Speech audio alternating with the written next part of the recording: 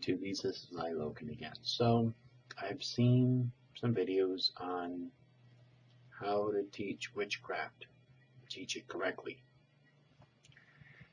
And I think there's a little gap of information here, because I think a lot of people come to YouTube that are relatively new to the craft. And when I say the craft, I mean witchcraft, Wicca. I'm kind of throwing the whole pagan lot in there. Now, when it comes to teaching Wicca correctly, because what the person actually means is wait till you have a little bit of experience and some knowledge before trying to transfer it to other people.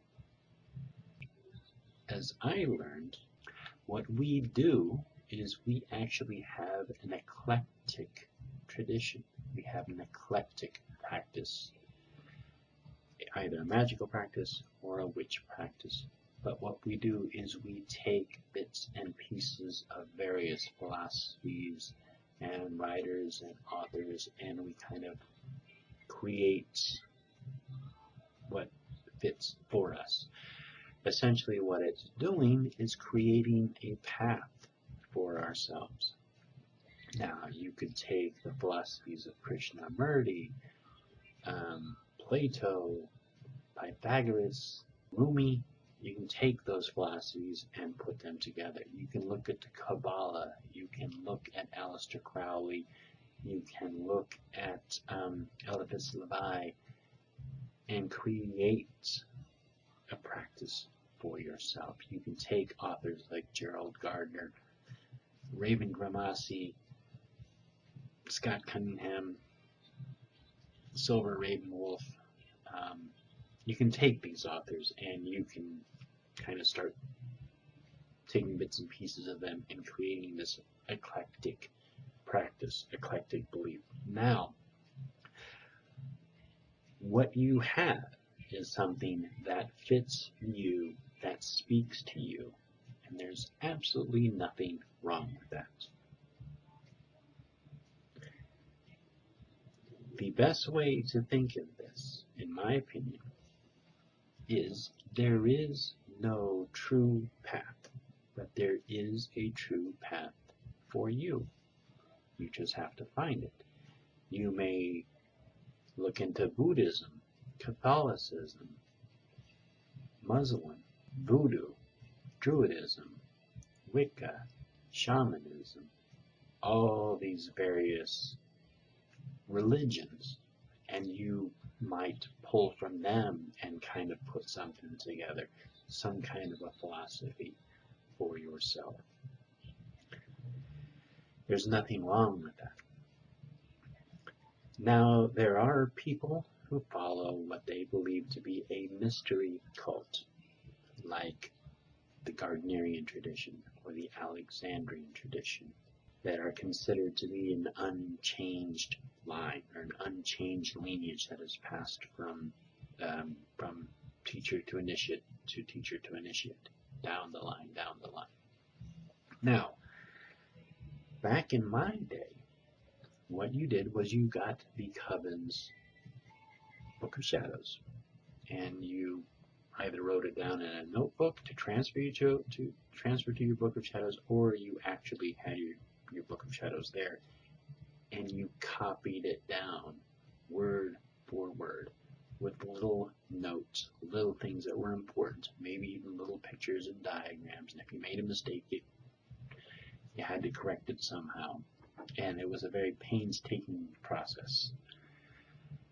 Nowadays, what you do is you get somebody's flash drive, or maybe you download it off a website and you open it up in PDF format or Word format or whatever, and you read it. Now, one is easier than the other, and the other one you lose a certain amount of discipline. There's a certain level of discipline that is lost in not copying down word for word something where you just kind of transfer it over in bytes, zeros and ones, and transfer it over from your computer, from your high priest's computer to your computer. But that's 2012. That is just the modern age. You just have to adapt. We don't memorize things anymore. There was a time when everything was memorized. You spoke to somebody and they remembered that information. I think there's very few people who really do that today, and they have it all memorized up here. I don't have it all memorized. I gotta look in the books and look it up and try to jog my memory and stuff like that.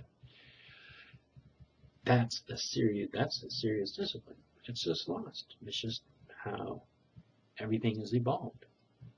Now, I think people get concerned about people teaching Wicca right. Now, yes, that is correct to a certain extent.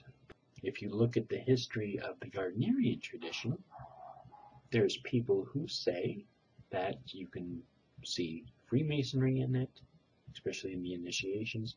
You can see little bits of Aleister Crowley's writings in there. You can see Dorian Valiente's additions and edits and changes to it. You can see Gerald Gardner's writing into it. So there's various bits that even went into the Gardnerian tradition. So I don't think we should be so hard-lined about things and say that there is one true way to teach things and pass along information. Because in reality, it's not necessarily true.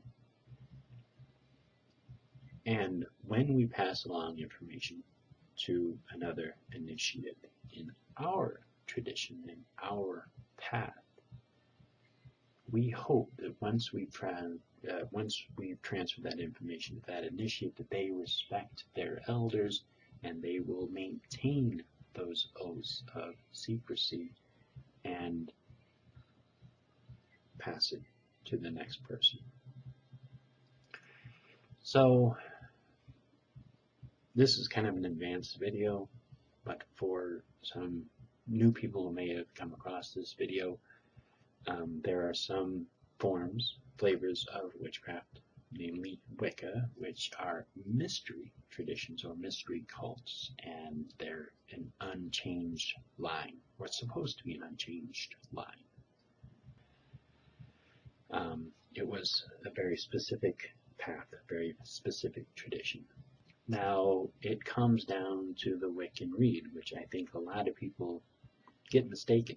They don't understand exactly what the Wiccan rede means. It means, "An it harm none, do what thou wilt." Now, if we did whatever the hell it is that we wanted to do, we would actually break that, because it would conflict with the first one. You're probably going to harm someone in the process of doing whatever it is that you want to do. What it actually means is you have the best intentions of not harming someone, and you are going to do your true will. You are going to live your true will. Your true will is who you are, the essence of the full potential of the person that you are. And you are living what it is that you want to do, your divine will. Sort of like what Joseph Campbell said as follow your bliss. Find out what it is that you want to do, who you are inside, and follow that. And do not be afraid to be who you are. Thank you, and blessed be.